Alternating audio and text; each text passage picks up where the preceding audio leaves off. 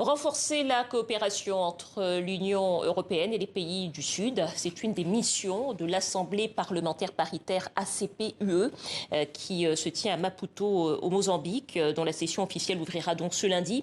Et nous sommes avec Marie Arena, députée belge au Parlement européen du groupe socialiste. Bonsoir, soyez la bienvenue au Journal Afrique. Peut-être une première question pour commencer. Tout simplement, quels sont les enjeux de cette rencontre ?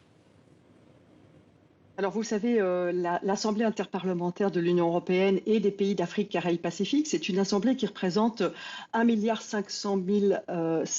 personnes. Et dans cette assemblée, 1,5 milliard, pardon, et dans cette assemblée, nous travaillons sur les différents enjeux qui nous rassemblent.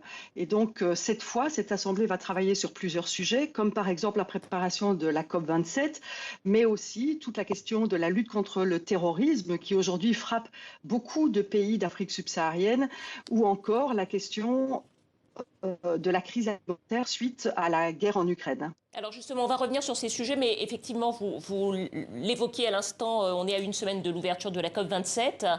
Le Vanuatu va porter un projet de résolution pour réclamer un avis de la Cour pénale internationale sur le changement climatique. Peut-être, en quelques mots, si vous pouvez nous expliquer quelle peut être l'importance de cette action, notamment avant l'ouverture de la COP27. Alors, comme vous le savez, dans le cadre des ACP, il y a des pays qui sont particulièrement touchés par le changement climatique et ce sont ces pays insulaires qui risquent non seulement les variations climatiques, les inondations, mais risquent tout simplement leur disparition. Proches. Et donc, il nous demande de porter une question à la Cour pénale internationale qui nous permettrait d'établir le lien entre la question du changement climatique et la question des droits de l'homme et en quoi le fait de ne pas respecter les accords de Paris serait une infraction à toute la législation internationale en matière des droits fondamentaux et des droits de l'homme en particulier. Et donc, cette question qui serait posée permettrait d'établir un champ juridique qui établirait le lien entre le fait de ne pas respecter les accords de Paris des droits fondamentaux des populations au travers le monde et particulièrement des populations dans les États insulaires. Et donc c'est une démarche qui est une démarche non pas contraignante. L'avis qui serait émis par la justice internationale serait un avis qui nous donnerait la possibilité en tant que décideurs politiques d'aller un cran plus loin par rapport à ce que nous faisons au niveau des accords de Paris, c'est-à-dire d'améliorer le champ légal par rapport à la couverture de ces différentes personnes et donc peut-être de rentrer un jour dans des mécanismes de compensation si les mesures n'étaient pas prises suffisamment tôt.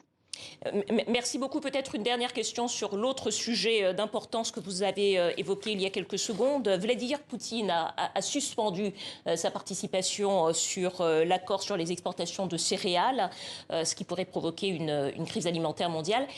Qu'est-ce que l'Europe et votre Assemblée peut faire sur ce point pour les pays d'Afrique notamment ?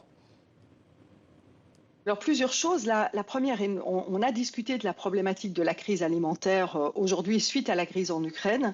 La première chose, c'est bien entendu de travailler sur les phénomènes qui sont les phénomènes de privation aujourd'hui dans les populations africaines et donc d'apporter de l'aide humanitaire là où il y a effectivement des risques de famine d'un certain nombre de populations. Donc il y a une inflation importante, une augmentation des prix des denrées agricoles et donc les populations les plus fragiles sont touchées parce qu'elles n'ont plus les moyens d'acheter un certain nombre d'aliments nécessaires à leur survie.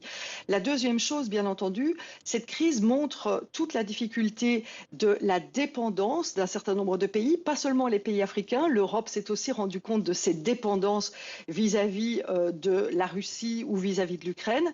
Et donc, il est important de reconstruire les souverainetés alimentaires et donc d'aider les pays partenaires d'Afrique Afrique, Caraïbes, Pacifique à avoir une diversification de leur agriculture. On les a, dans le passé, malheureusement, par la Banque centrale, les réformes de la Banque centrale, du FMI, poussés à avoir des monocultures qui étaient très intensives en termes d'utilisation des engrais et qui détruisaient Donc une les action cultures pour vivrières. changer la donne, notamment en matière d'agriculture. Merci beaucoup, Marie Arena, députée belge au Parlement européen. Vous siégez au groupe socialiste. Merci beaucoup d'avoir répondu à nos questions.